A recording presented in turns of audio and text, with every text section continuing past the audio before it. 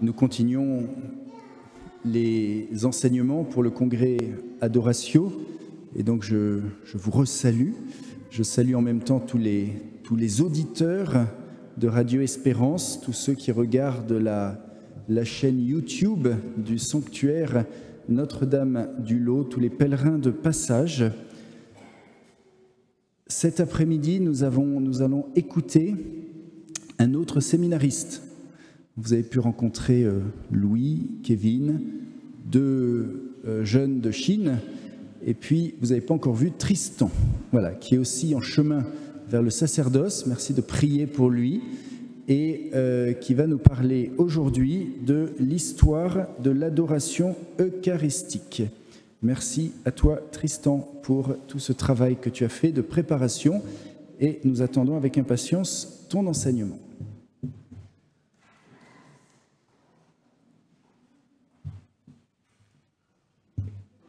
Bien, chers amis, pour cette histoire de l'adoration eucharistique, on va commencer par remonter très très loin dans le temps, puisqu'on va remonter, si vous le permettez, au Jardin d'Éden. Après le péché, vous savez que l'homme et la femme se cachent parmi les arbres du jardin. Ils se cachent au regard du Seigneur Dieu. Et le Seigneur Dieu appelle l'homme et lui dit « Mais où es-tu »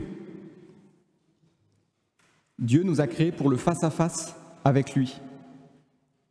Et même après que le péché nous a détournés de ce face-à-face, Dieu ne se résout pas à nous perdre et il vient nous chercher. Où es-tu ? Et nous aussi, de notre côté, nous cherchons Dieu.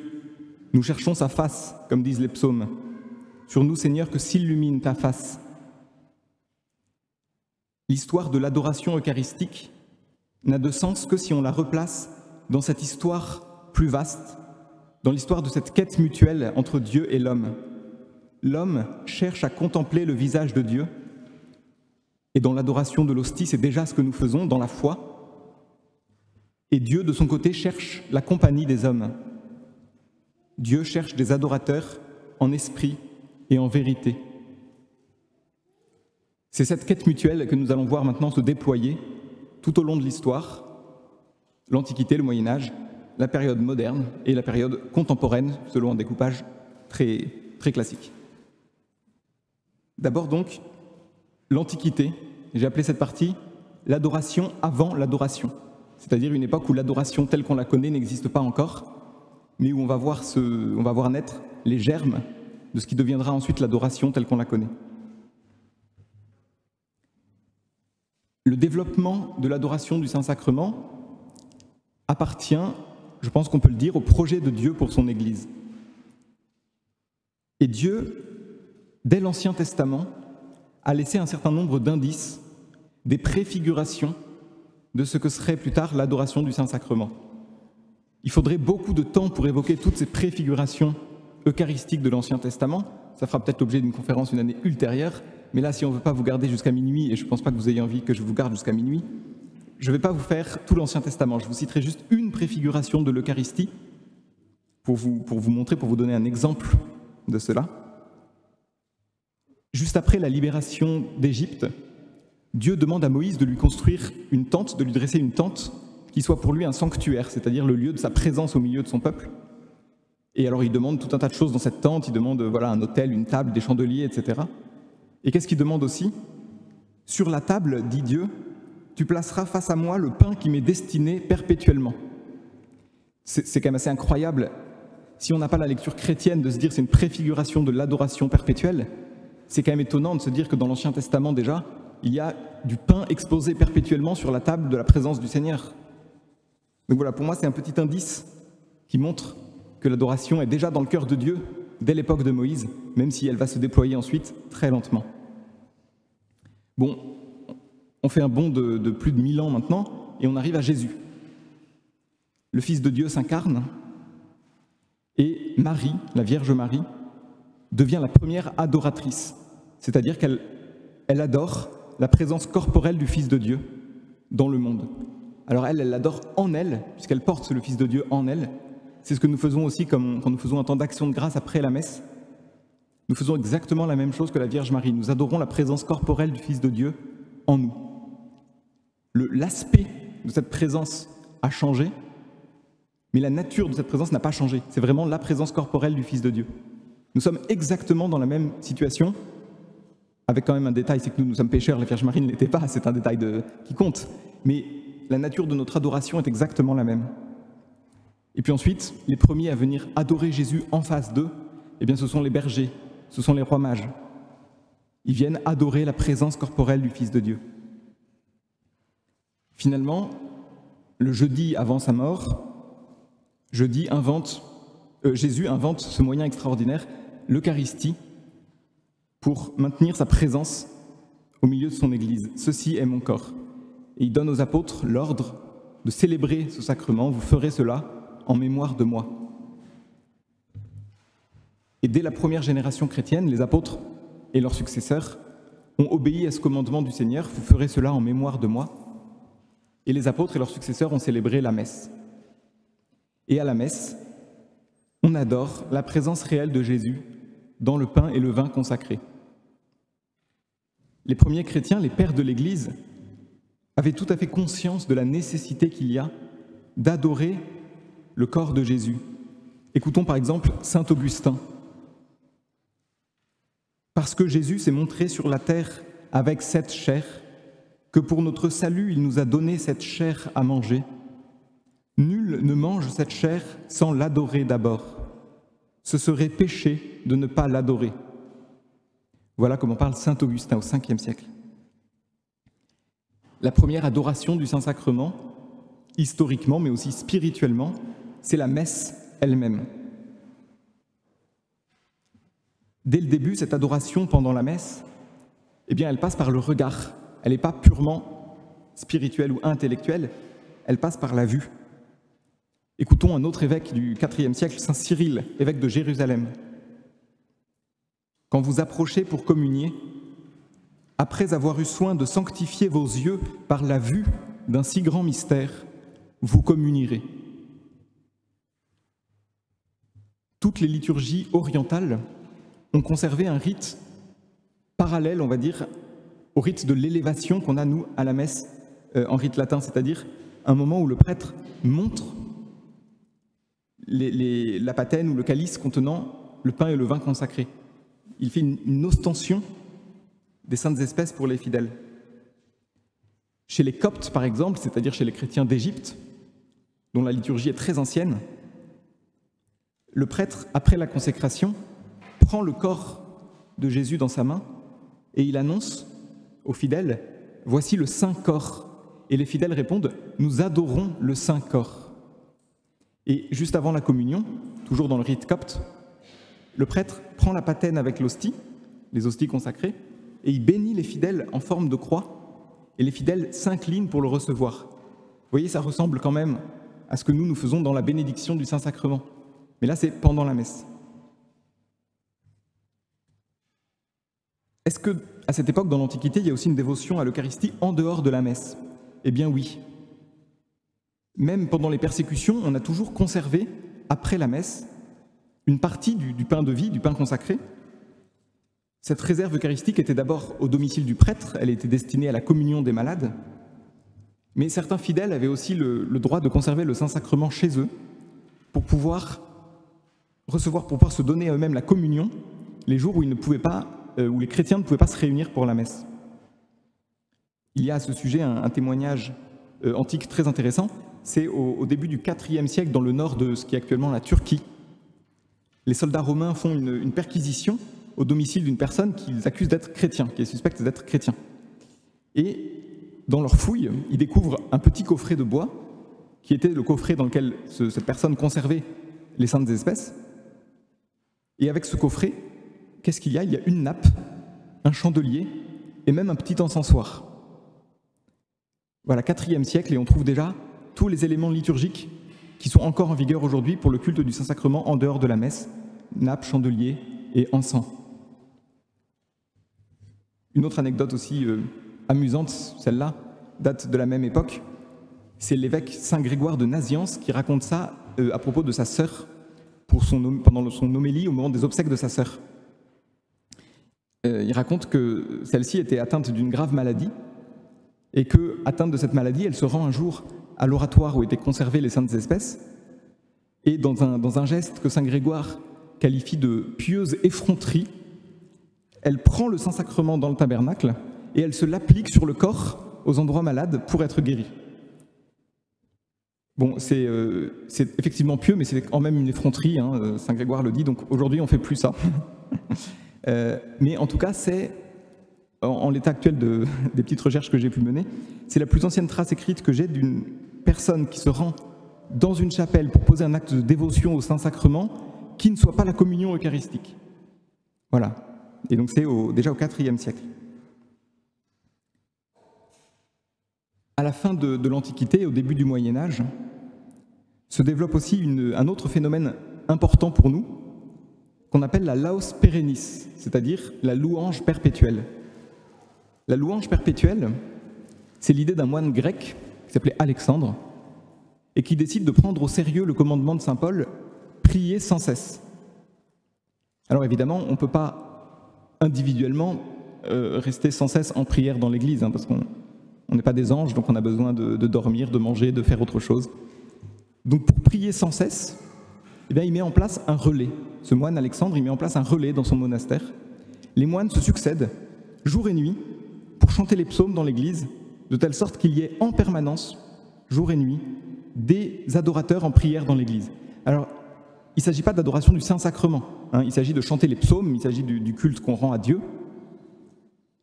Mais le principe que met en place le moine Alexandre, le principe de la louange perpétuelle, avec relais des adorateurs dans l'Église, on le retrouvera ensuite appliqué à l'adoration du Saint-Sacrement. Et vous voyez que c'est un principe qui est très ancien, c'est un principe qui date de l'Antiquité. D'un côté donc, pour cette période de l'Antiquité, on a un aspect subjectif, le désir des fidèles de voir, pendant la liturgie, les espèces consacrées. Et puis on a aussi un aspect objectif, cette idée qu'il est juste et nécessaire qu'en permanence un culte public soit rendu à Dieu dans son Église. Toute l'histoire de l'adoration eucharistique, ce sera l'histoire de l'alternance et puis finalement de la rencontre et de la synthèse entre cet aspect subjectif, je veux voir Jésus dans l'hostie, et cet aspect objectif, il est juste qu'un culte soit rendu à Dieu perpétuellement.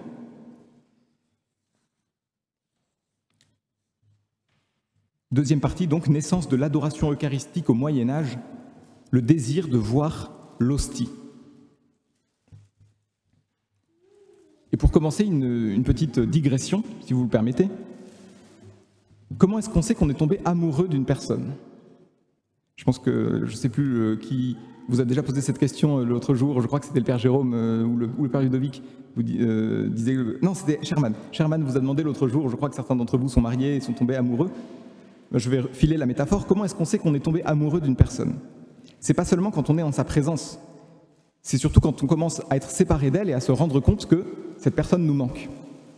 Et puis c'est aussi quand on entend dire du mal de cette personne et qu'on se rend compte qu'on ne supporte pas ça. Quelqu'un a critiqué cette fille, cet homme, ça me fait du mal. Ça, c'est un indice qu'on est en train de tomber amoureux. Eh bien, il s'est passé la même chose avec l'Eucharistie. Il y a eu des critiques contre l'Eucharistie, des gens qui remettaient en question la foi de l'Église dans la présence réelle. Ça a blessé profondément le cœur des fidèles et ça a été l'occasion d'un regain de dévotion eucharistique. Ainsi, au Moyen-Âge, aux alentours de l'an 1000, plusieurs théologiens ont commencé à dire que l'hostie consacrée n'était pas réellement le corps de Jésus, mais que c'était un rite à l'occasion duquel on faisait mémoire de Jésus et donc on se rapprochait de lui par la foi. Le plus connu de ces théologiens s'appelait Béranger de Tours. Et sa position a déclenché une levée de boucliers de la part des théologiens qui, pour le réfuter, ont inventé par exemple l'expression de transsubstantiation pour essayer d'expliquer rationnellement la foi de l'Église dans la présence réelle. Le mot date de cette époque, mais la foi était déjà antérieure. Mais aussi au niveau des fidèles, une levée de boucliers contre Béranger de Tours et ses disciples. Et cette réaction des fidèles, je vous l'ai dit, ça a été de se rendre compte que dans l'Eucharistie, ils avaient vraiment un trésor, qu'il fallait profiter de ce trésor. Et le désir de voir l'hostie, à partir de cette époque, a pris, dans le monde latin, des proportions bien plus grandes que ce qu'il avait à l'origine. Depuis longtemps, les fidèles, je vous l'ai dit, voulaient prier devant la réserve eucharistique. Au Moyen-Âge, par exemple, certaines religieuses, qu'on appelle les recluses, se faisaient construire des petites chapelles, des petites cellules plutôt attenantes à l'église, avec des fenêtres intérieures, avec vue sur le tabernacle, de sorte que dans leur chambre, elles pouvaient avoir vue sur le tabernacle. D'autres saints ont fait ça ensuite au cours de l'histoire de l'église. Mais la seule occasion qu'on avait à l'époque de pouvoir voir l'hostie, c'était pendant la messe. Et donc les fidèles au XIIe, XIIIe siècle ont investi ce moment de l'élévation pendant la messe, où le prêtre élève l'hostie, et ils ont cherché tous les moyens possibles pour profiter de ce moment pour voir Jésus. Alors certains de ces moyens existent encore, par exemple le fait d'allumer des cierges, que les acolytes, les servants de messe tiennent des cierges pour éclairer, pour mieux voir l'hostie. Ça, c'est un moyen qui existe encore. D'autres moyens, aujourd'hui, ont disparu. Par exemple, dans certaines églises, pendant l'élévation, on étendait derrière l'autel un grand drap noir ou violet, de sorte que la couleur, par contraste avec la couleur de l'hostie, permette de mieux voir. Bon, ça n'existe plus. Une petite anecdote amusante encore au sujet de ce désir de voir l'hostie. Dans les années 1400 environ, du côté de Montpellier, le clergé d'une certaine église fait construire des nouvelles stalles, des stalles pour les prêtres, autour de l'autel. Et les fidèles qui avaient l'habitude de se mettre à la messe sur les côtés, derrière le chœur, sont gênés parce que les nouvelles stalles sont trop hautes, ça les empêche de voir l'hostie pendant la messe, et donc qu'est-ce qu'ils font? Ils font un procès à leur prêtre, parce qu'ils considèrent que ne plus pouvoir voir l'hostie en restant à genoux, c'est une atteinte à leur droit de fidèle. Voilà, donc ils font un procès aux prêtres qui construisent des stalles gênantes.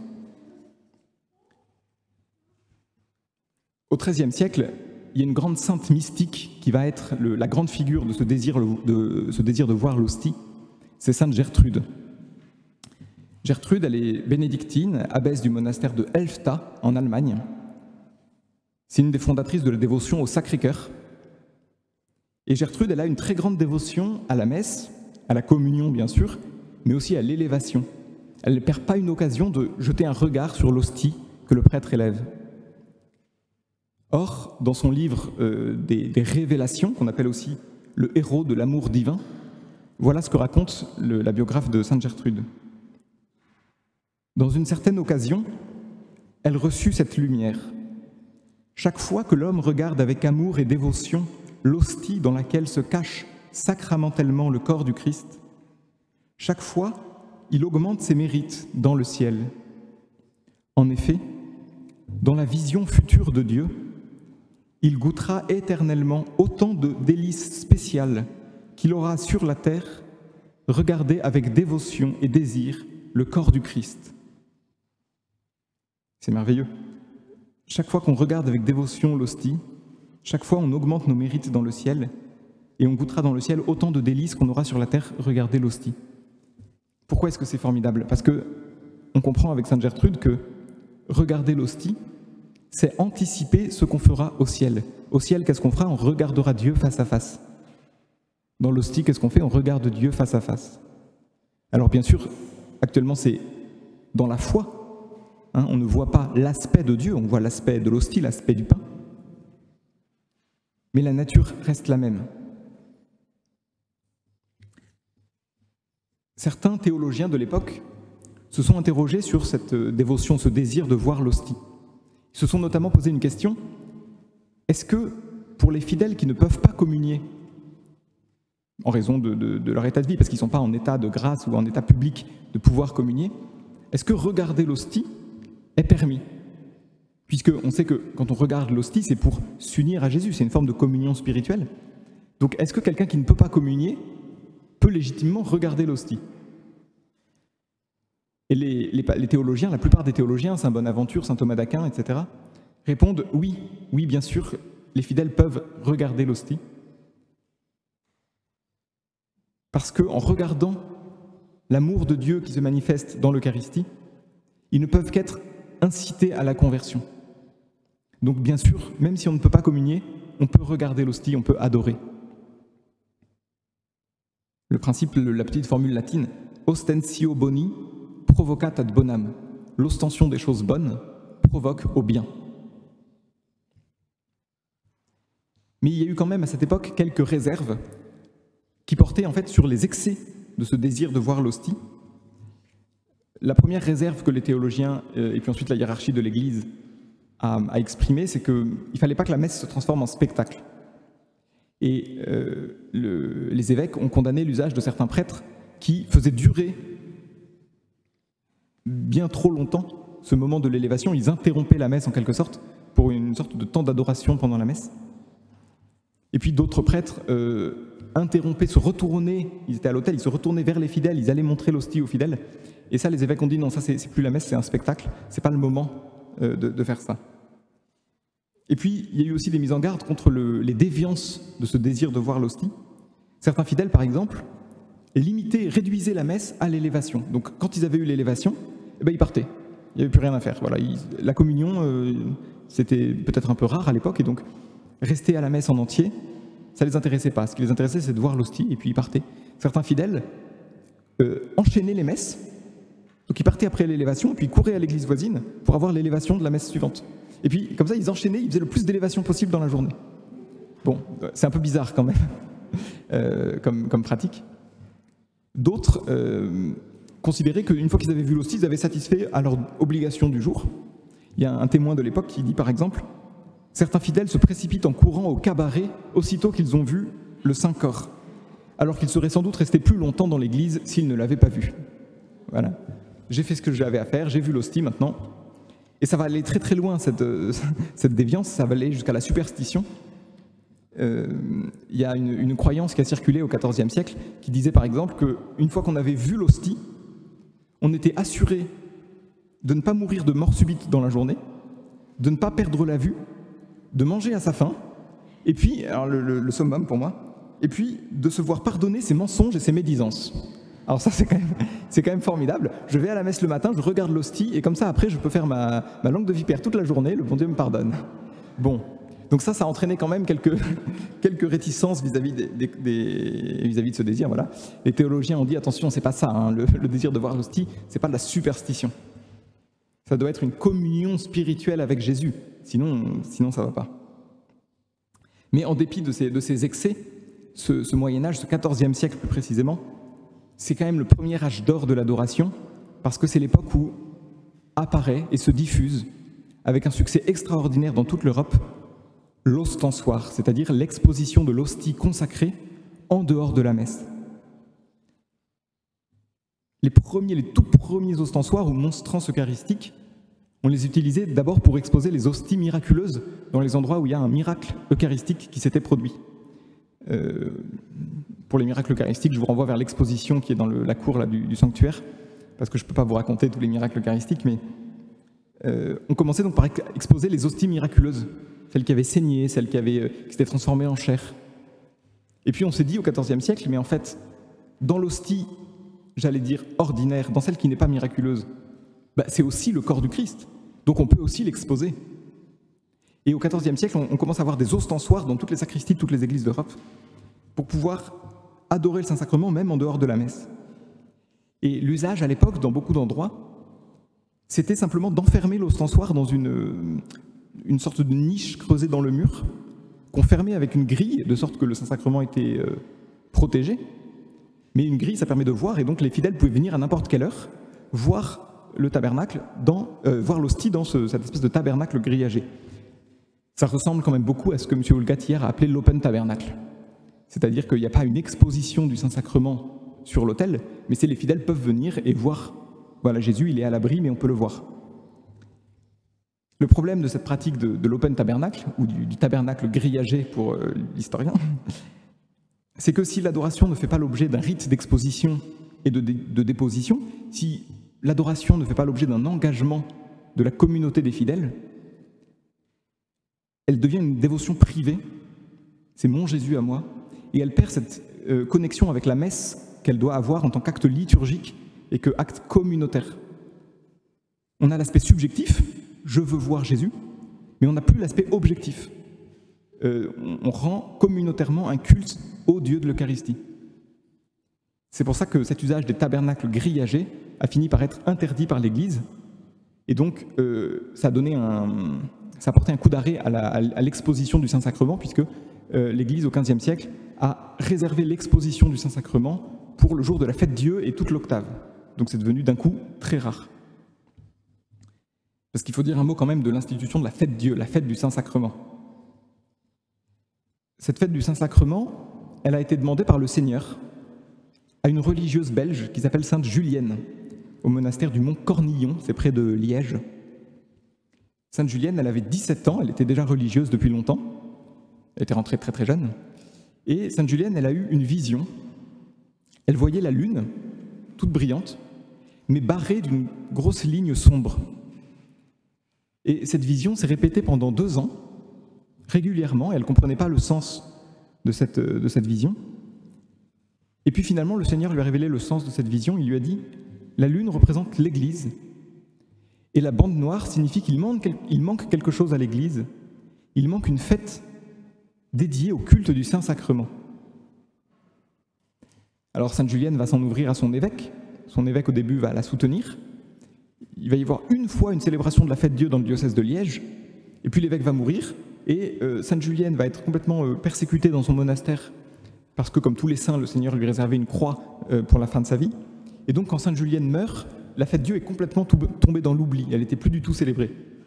Mais heureusement, le Seigneur veille à l'accomplissement de ses desseins. Et donc, il y a un ami de Julienne qui va être élu pape. C'est le pape Urbain IV, qui est élu pape en 1263. Et en 1264, immédiatement après, il décrète la fête Dieu pour l'Église romaine. Voilà, le Seigneur a de la suite dans les idées. Une des choses qui va le pousser, qui va le confirmer dans son désir d'instituer la fête Dieu, c'est le miracle eucharistique de Bolsena, qui aura lieu juste l'année d'avant. Une hostie miraculeuse va saigner sur le corporal, et il va se dire, oui, vraiment, le Seigneur veut une fête pour son corps eucharistique. Et puis, assez vite après l'institution de la fête Dieu, on va joindre à la fête Dieu une procession du Saint-Sacrement, comme celle qu'on va vivre ce soir. Et c'est surtout la procession du Saint-Sacrement qui va faire la popularité de la fête Dieu, parce que avec la procession, toute la ville peut s'investir dans le culte du Saint-Sacrement, et même les gens qui ne vont pas à la messe sont contents de voir toutes les tentures, toutes les dorures, les cierges, les chants. La fête Dieu au Moyen-Âge et dans l'époque moderne, c'était vraiment la fête la plus solennelle de l'année, parce que c'était la fête où on sortait dans la rue, et toute la rue, toute la ville devenait une gigantesque église toute tapissée de soieries et de dorures, et c'était vraiment la fête populaire par excellence. Une autre chose apparaît aussi au Moyen-Âge, c'est les confréries du Saint-Sacrement.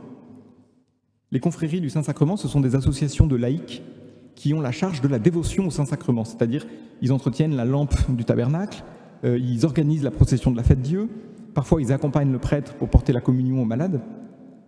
Mais les confréries du Saint-Sacrement ont aussi, indissociablement du culte eucharistique, un rôle social. Et ça, c'est très important parce que dans toute l'histoire, on verra que la dévotion eucharistique authentique, elle porte des fruits de charité et des œuvres sociales. Et dans le cas du Moyen-Âge, donc des confréries du Saint-Sacrement, ce sont des sortes de sécurité sociale en fait pour leurs membres. C'est-à-dire que s'il y en a un qui, pour une raison ou pour une autre, ne peut plus travailler, il a un accident, etc., les confréries du Saint-Sacrement prennent en charge sa convalescence. Au nom du culte du Saint-Sacrement, vous voyez ce lien qui est fait par la piété des fidèles entre le culte de Jésus-Hostie et la charité fraternelle, le culte du corps eucharistique du Christ et le soin du corps ecclésial du Christ. C'est une évidence pour les gens du Moyen-Âge. J'espère que c'est une évidence aussi pour nous aujourd'hui. Aux époques suivantes, on retrouvera exactement ces mêmes éléments que ce qu'on a vu pour le Moyen-Âge, c'est-à-dire des attaques contre l'Eucharistie, un renouveau de ferveur chez les fidèles, une grande figure de sainteté qui accompagne ce renouveau, et la dimension sociale qui va en découler. Troisième partie, donc, l'époque moderne, protestantisme et réforme catholique. J'ai évoqué il y a un instant les superstitions qui s'étaient développées autour du culte de l'hostie. Évidemment, les réformateurs, ceux qui allaient devenir ensuite les pères du protestantisme, critiquent ce culte dévoyé et cette superstition des fidèles. Mais, comme toujours, ils passent d'un extrême à l'autre, et donc chez les premiers protestants, il va y avoir c'est encore le cas aujourd'hui, mais dès les premiers protestants, il va y avoir une remise en cause de la présence réelle de Jésus dans l'hostie. Ou en tout cas, chez Luther, Luther croyait qu'il y avait une forme de présence réelle pendant la messe, mais qu'elle ne se conservait pas après la messe. C'était parce que les fidèles étaient réunis que Jésus pouvait se rendre présent dans l'hostie, mais une fois que les fidèles se séparent, il n'y a plus de présence réelle. C'est une inversion complète de la logique du sacrement de l'Eucharistie et de la logique des sacrements en général. Dans les sacrements, c'est Dieu qui a l'initiative de venir nous visiter, et c'est à nous de répondre à l'appel, à l'initiative de Dieu. Dans la scène protestante, c'est les fidèles qui ont l'initiative, et s'ils ne se réunissent pas, il ne se passe rien. Alors que nous, on sait que même si on ne se réunit pas, Jésus, lui, il demeure là au tabernacle. Dieu a toujours l'initiative, c'est toujours Dieu qui nous attend. Ce n'est pas nous qui décidons que Dieu est présent ou que Dieu n'est pas présent dans l'hostie. C'est Dieu qui vient à notre rencontre et nous, tout ce qu'on peut faire, c'est répondre à son appel. Avec le protestantisme, donc, plus de réserve eucharistique, plus d'adoration. Et puis avec le protestantisme aussi, les guerres de religion. Et pendant les guerres de religion, des profanations d'hostie par milliers, profanations de ciboire et du Saint-Sacrement, qui ont provoqué en réaction un renouveau de ferveur eucharistique chez les fidèles catholiques. Le Concile de Trente publie un décret sur l'Eucharistie qui est très très beau, et je cite simplement le passage où le Concile légitime l'adoration du Saint-Sacrement en dehors de la messe. Tous les chrétiens, selon la coutume reçue depuis toujours dans l'Église catholique, rendent avec vénération le culte de latrie qui est dû au vrai Dieu. Alors, le culte de latrie, on distingue dans l'Église le culte de latrie, c'est-à-dire le culte de Dieu, l'adoration, et le culte de Duli, qui est le culte des saints. Voilà, comme dans idolâtrie, ça veut dire qu'on rend à autre chose que Dieu, le culte dû à Dieu, le culte de latrie. Voilà, c'est pour expliquer un peu le vocabulaire. Donc tous les chrétiens rendent avec vénération le culte de latrie, qui est dû au vrai Dieu, à ce très saint sacrement. Car nous croyons qu'en lui est présent ce même Dieu que le Père éternel a introduit dans le monde en disant « Et que tous les anges de Dieu l'adorent, lui que les mages ont adoré en se prosternant. » Voilà ce que dit le Concile de Trente, c'est ce que je vous disais au début de ce propos. Notre adoration du Saint-Sacrement, elle est de même nature que l'adoration des mages. Le mode de présence a changé, mais la nature de ce qu'on fait est la même. À cette époque, cette ferveur eucharistique des fidèles va se manifester par l'apparition de la dévotion à ce qu'on appelle les 40 heures.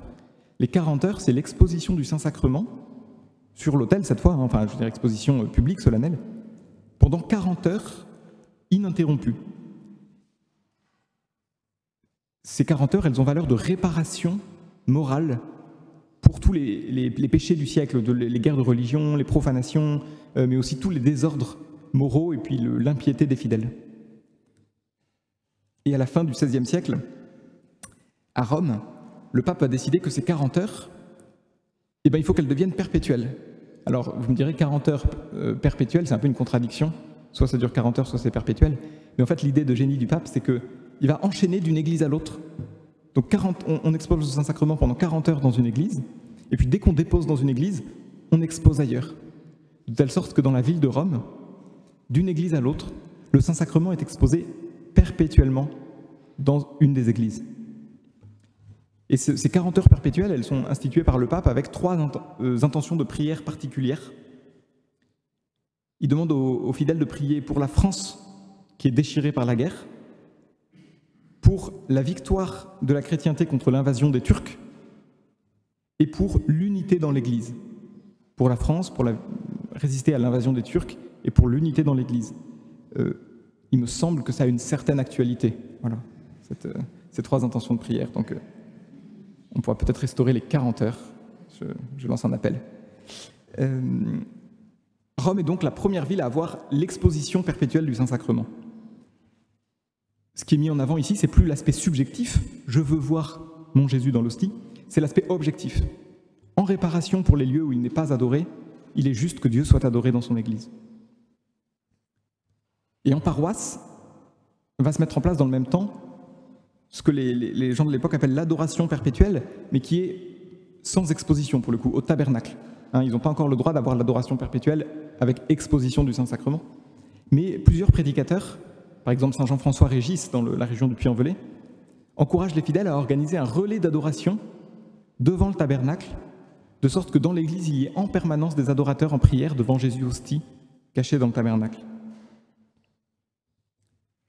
Du côté des communautés religieuses maintenant, la première communauté a décidé de se dédier de façon spécifique au culte du Saint-Sacrement et même à l'adoration perpétuelle et à mettre en place ce relais d'adoration nuit et jour. C'est l'abbaye dite janséniste de Port-Royal, qui deviendra Port-Royal du Saint-Sacrement. Bon, ensuite, il va y avoir quelques controverses autour de cette abbaye, mais je tiens à signaler quand même que la justice m'oblige à signaler que c'est quand même la première abbaye à mettre en place un relais d'adoration perpétuelle du Saint-Sacrement. Et puis quelques années plus tard, c'est une grande sainte, cette fois-ci Sainte Mechtilde de Bar, Sainte Mechtilde du Saint-Sacrement, qui fonde les bénédictines du Saint-Sacrement à Paris, les bénédictines de l'adoration perpétuelle, avec ce même principe où les sœurs se relaient pour qu'il y ait toujours une sœur en prière devant le tabernacle. Dans cette communauté des bénédictines de l'adoration perpétuelle, il y avait à l'époque un rite pour exprimer leur désir de réparation des péchés commis contre le Saint-Sacrement, un rite assez expressif. C'est qu'une des religieuses, pendant toute la messe, se tenait à genoux au milieu du chœur, avec une corde autour du cou, en signe de pénitence, et un cierge à la main, en signe de foi. C'était une façon de signifier cette réparation. On prend sur nous, autant qu'on le peut, ces péchés qui sont commis contre le Saint-Sacrement, et on dit à Jésus que nous, on l'aime. On l'aime d'autant plus qu'on sait que certains ne l'aiment pas.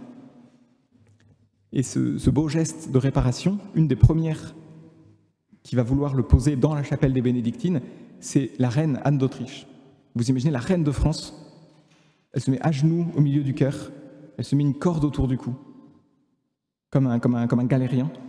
Elle va porter ce cierge parce que, au nom de toute la France, elle veut réparer les péchés qui sont commis contre l'Eucharistie. Et puis, je vous ai dit à chaque fois qu'il y a un renouveau eucharistique, il y a une dimension sociale. Pour le XVIIe siècle, cette dimension sociale, ça va être ce qu'on appelle la Compagnie du Très Saint Sacrement. La Compagnie du Très Saint Sacrement, c'est un groupe de laïcs. Des prêtres peuvent aussi y participer, mais ce n'est pas une congrégation religieuse.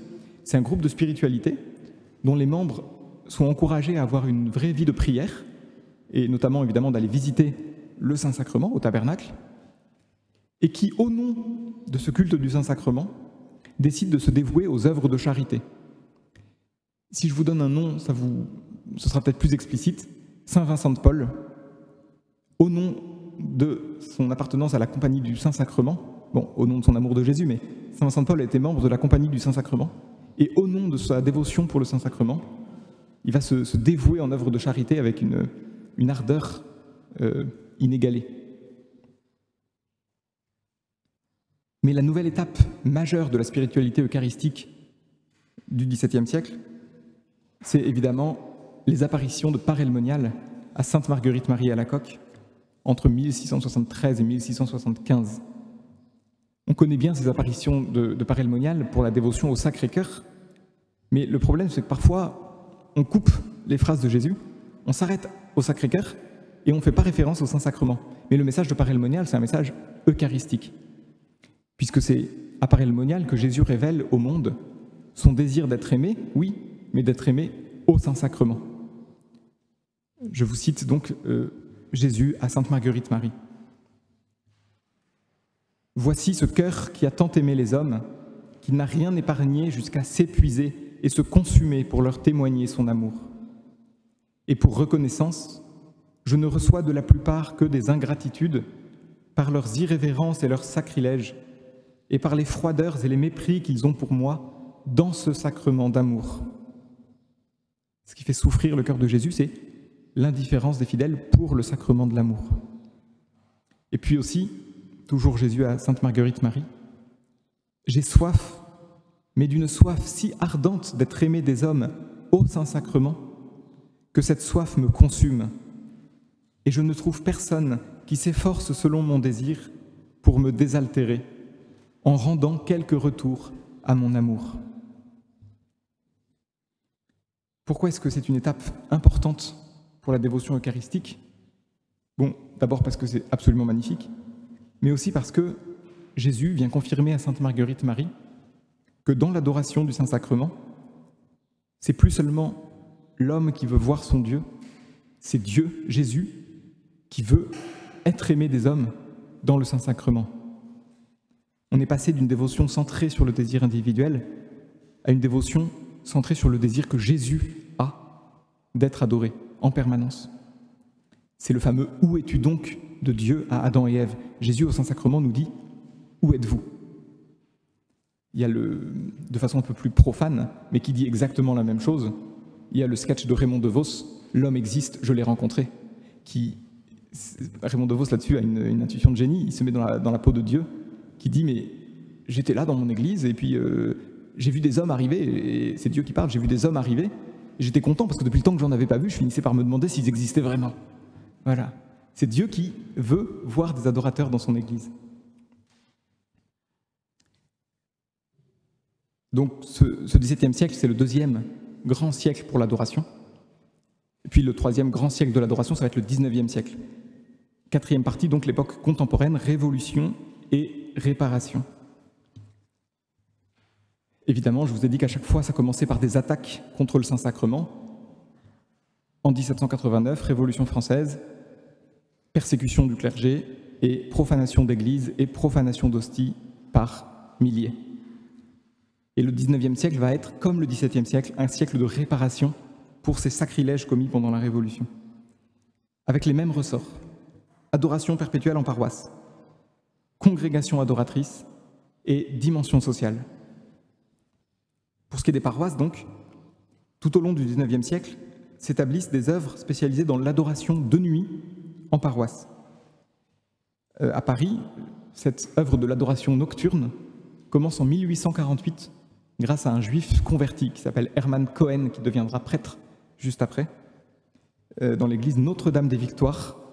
Hein, toujours la Vierge Marie et l'Eucharistie vont de pair. Grâce à cette œuvre de l'adoration nocturne, qui vient s'ajouter aux œuvres qui existaient déjà d'adoration de jour, Paris va pouvoir faire enfin, comme Rome, l'exposition perpétuelle du Saint-Sacrement d'une église à l'autre, avec relais d'une église à l'autre. Donc ça commence au XIXe siècle. Dans quelques endroits, on commence à voir aussi l'exposition perpétuelle du Saint-Sacrement dans une seule église. Une des plus anciennes que j'ai trouvées, c'est la chapelle des Pénitents Gris d'Avignon, dans laquelle il y a une grande tradition qui date du Moyen-Âge d'adoration du Saint-Sacrement, et qui donc, en tout cas au XIXe siècle, a l'exposition perpétuelle du Saint-Sacrement sur l'autel, nuit et jour, grâce à la confrérie des Pénitents Gris qui se relaie pour l'adoration. Pour donner un ordre d'idée de la ferveur eucharistique de cette époque, en 1876, il y a à Avignon le jubilé justement de l'adoration. 100 000 pèlerins viennent pour la procession. Donc je crois qu'on n'est pas encore 100 000 à Adoratio, donc il va falloir qu'on y travaille. Hein, peut-être si chacun d'entre vous rapporte 10 personnes l'année prochaine, et puis ensuite chacun 10 personnes, peut-être qu'un jour on sera 100 000 à Adoratio, mais on n'y est pas encore. La procession du Saint-Sacrement faisait 33 stations. Ce soir, pour vous donner une ordre d'idée, on va avoir 4 reposoirs, et la procession va durer 1h30. Là-bas, il y avait 33 reposoirs, et la procession a duré de 3h de l'après-midi à 11h du soir. Voilà, nous, on ne vous prendra pas autant de temps cette nuit. Et puis évidemment, adoration perpétuelle en paroisse, je suis obligé de citer Montmartre, évidemment. Hein. En 1885, Montmartre va devenir le grand lieu de France de l'adoration perpétuelle. Du côté des religieux, on a la congrégation de l'adoration réparatrice, fondée par une femme qui s'appelait Théodelinde, c'est un prénom qui a un tout petit peu passé de mode, Théodelinde Duboucher. Elle fonde la congrégation de l'adoration réparatrice. C'est la première congrégation religieuse à recevoir le privilège de pouvoir exposer perpétuellement le Saint-Sacrement dans sa chapelle et d'être fondée pour ça. Jusqu'à maintenant, je vous ai dit, ça avait été l'adoration au tabernacle. Là, ce sera l'adoration au Saint-Sacrement exposé. Mais le grand mystique, je vous ai dit qu'à toutes les époques, il y avait un grand mystique qui accompagnait le renouveau. Le grand mystique de l'Eucharistie du XIXe siècle, c'est évidemment Saint Pierre Julien Aymar. qui fonde en 1857 les Pères du Saint-Sacrement et les Servantes du Saint-Sacrement l'année suivante, avec là encore le privilège de l'exposition perpétuelle du Saint-Sacrement sur l'autel. Alors je ne vais pas vous parler longtemps de Saint-Pierre-Julien Aymar, parce que le Père Jérôme l'a déjà fait il y a quelques jours, et qu'il le fait mieux que ce que je ferai. Mais je signale juste un point pour la cohérence de mon propos. Pourquoi est-ce que je considère Saint-Pierre-Julien Aymar vraiment comme le docteur eucharistique du XIXe siècle? Parce que c'est lui qui réalise la synthèse entre les deux grands motifs qu'on a vus tout au long de cette histoire, c'est-à-dire le motif subjectif de l'adoration, je veux voir Dieu, et j'ai la chance de pouvoir voir Dieu, et ça c'est très présent dans les œuvres de Saint-Pierre-Julien Aymar, hein. Rendez-vous compte du privilège que vous avez, il écrit à ses sœurs et à ses frères, rendez-vous compte du privilège, il emploie ce mot, que vous avez de pouvoir avoir accès à Jésus hostie en permanence. Et en même temps le motif objectif, oui, il faut qu'un culte public perpétuel soit rendu à Dieu. Et donc c'est plus l'un ou l'autre, avec Saint-Pierre-Julien Aymar, c'est les deux motifs qui vont se retrouver. C'est vraiment une synthèse, Saint-Pierre-Julien Aymar, de la foi eucharistique de l'Église. Et puis, je vous ai dit, hein, le troisième pilier du renouveau eucharistique, c'est toujours les œuvres sociales, la transformation du monde par l'Eucharistie. Et au XIXe siècle, ça prend la forme des congrès eucharistiques. Les congrès eucharistiques, c'est l'initiative d'une laïque qui s'appelle Émilie Tamisier. Et je le signale parce que ce qui est beau avec l'histoire de la dévotion au Saint-Sacrement, ce qui montre que c'est vraiment une œuvre d'Église, c'est que ce n'est pas une famille religieuse qui a porté le truc et qui a poussé. C'est pas uniquement les prêtres qui ont poussé, c'est pas uniquement les laïcs, c'est toujours, à toutes les époques, des prêtres, des religieux, mais aussi des initiatives de laïcs et l'approbation de la hiérarchie. C'est vraiment tout le peuple de Dieu, en fait, c'est vraiment une œuvre d'Église. Donc les congrès eucharistiques d'Émilie Tamisier, leur but c'est de travailler au salut de la société par l'Eucharistie, avec des thèmes comme le règne social du Christ, ou bien l'Eucharistie, lien de l'amour. Ça, l'Eucharistie, lien de l'amour, c'était le congrès eucharistique de Budapest en 1938. Et ça paraît rien, un congrès eucharistique sur le plan social, sur le plan politique, on se dit, c'est quand même pas une menace. Des gens qui se réunissent pour prier, pour parler de l'Eucharistie, bon, ça va pas changer le monde. Mais en fait, ça peut changer le monde. Et il y en a un qui avait bien compris ça, c'était Hitler, le chancelier Hitler, et derrière lui, Satan, qui avait bien conscience que l'Eucharistie a une vraie force transformante. Et donc, ce congrès eucharistique de Budapest en 1938, Hitler a interdit aux Allemands de s'y rendre. Les délégations allemandes étaient interdites. Pourquoi? Parce qu'il avait conscience que c'était une vraie force transformante et donc une menace pour son projet et pour la dictature. Et nous voilà arrivés donc au XXe siècle, avec sa grande déchristianisation en Europe, avec aussi la crise, les difficultés, je ne sais pas comment il faut dire pour rester, pour pas faire de polémique, mais la grande crise de l'Église déclenchée dans les années 60, où quand même, il faut reconnaître qu'une bonne part de la piété eucharistique de l'Église a été laissée de côté. Heureusement, l'adoration a toujours subsisté, notamment dans certaines communautés charismatiques, mais aussi avec le soutien des papes. Les papes ont toujours encouragé à l'adoration du Saint-Sacrement, et notamment l'adoration perpétuelle. Je cite, il y aurait de nombreuses citations à faire, mais je cite simplement Saint Jean-Paul II. « L'Église et le monde ont grand besoin du culte eucharistique. Jésus nous attend dans ce sacrement de l'amour. Ne mesurons pas notre temps pour aller le rencontrer dans l'adoration, dans la contemplation pleine de foi et prête à réparer les grandes fautes et les délits du monde. Que notre adoration ne cesse jamais. » Voilà ce que disait Jean-Paul II en 1980. Grâce à cet encouragement et à d'autres semblables, la flamme de l'adoration, à la fin du XXe siècle, au début du XXIe, se ravive et se répand dans le monde entier. Au point que, en 2010, le pape Benoît XVI a pu dire « Je voudrais affirmer avec joie qu'il y a aujourd'hui dans l'Église un printemps eucharistique. Combien de personnes demeurent en silence devant le tabernacle pour s'entretenir en une conversation d'amour avec Jésus. Il est réconfortant de savoir que beaucoup de groupes de jeunes ont redécouvert la beauté de prier en adoration devant le très saint sacrement. Je prie afin que ce printemps eucharistique se répande toujours davantage dans toutes les paroisses. » Voilà la prière de Benoît XVI en 2010. Et puis, si vous me permettez d'être de dépasser un peu mon rôle d'historien de l'Eucharistie et de jeter un regard non plus sur le passé ou le présent, mais sur l'avenir.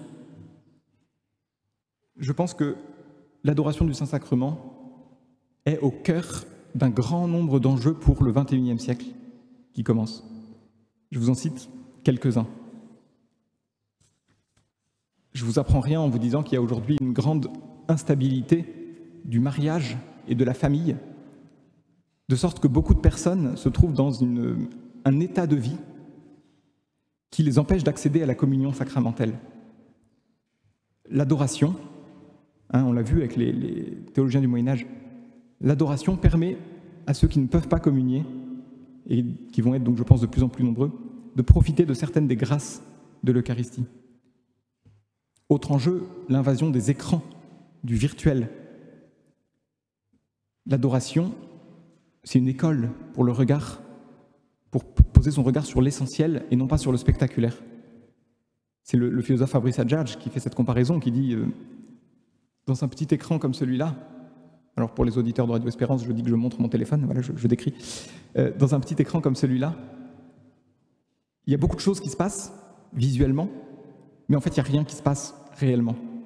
Dans l'adoration du Saint-Sacrement, derrière le petit écran de la lunule, il n'y a rien qui se passe visuellement, mais c'est là que tout se passe réellement. Autre enjeu pour le XXIe siècle, lié à celui-là, la question de la pornographie ou des abus sexuels. L'adoration, c'est la chasteté de Jésus, le don du corps de Jésus d'une façon tellement chaste. Si on pouvait tous avoir dans le don de notre corps la même chasteté que Jésus hostie, beaucoup de problèmes seraient évités. Autre enjeu, la sensiblerie, l'incapacité à s'engager dans une action de long terme. On parle aujourd'hui, on a une expression assez amusante. On dit les jeunes aujourd'hui, ils sont dans la fidélité successive. C'est-à-dire qu'ils sont très très fidèles pendant un instant, et puis ensuite ils changent de fidélité. Bon, l'adoration, c'est une école de fidélité. Parce que, peut-être que dans les premiers mois, c'est merveilleux, l'adoration, il y a plein de guili-guili, mais assez vite, en fait, l'adoration, c'est une prière très, très apaisée, ou parfois un combat. Mais le côté guili-guili, sensiblerie, ne dure pas forcément. Donc l'adoration, c'est une école d'engagement, de fidélité. Il y a aussi, parmi ces enjeux, l'islam, avec son Dieu lointain, transcendant, mais lointain, auquel on ne peut pas accéder. Et puis à côté de ça, les spiritualités dites orientales, avec la dissolution de la personne.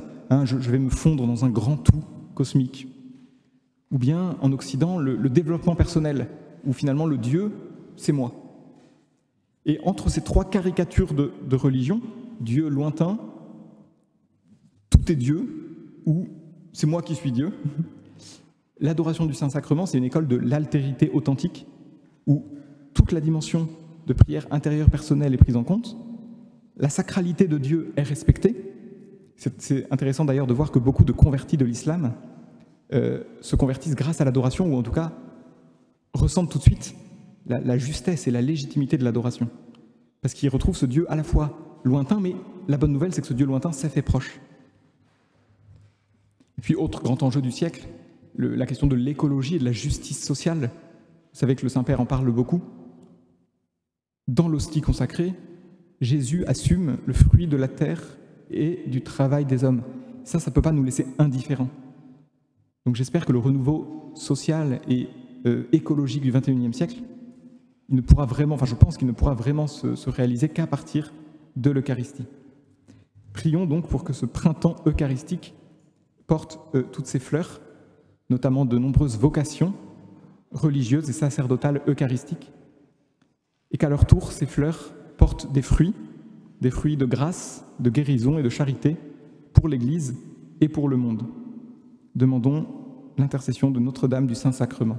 Je vous salue Marie, pleine de grâce, le Seigneur est avec vous. Vous êtes bénie entre toutes les femmes, et Jésus, le fruit de vos entrailles, est béni. Sainte Marie, Mère de Dieu, priez pour nous pauvres pécheurs, maintenant et à l'heure de notre mort. Amen. Loué soit Jésus-Christ au Saint-Sacrement de l'autel. Amen.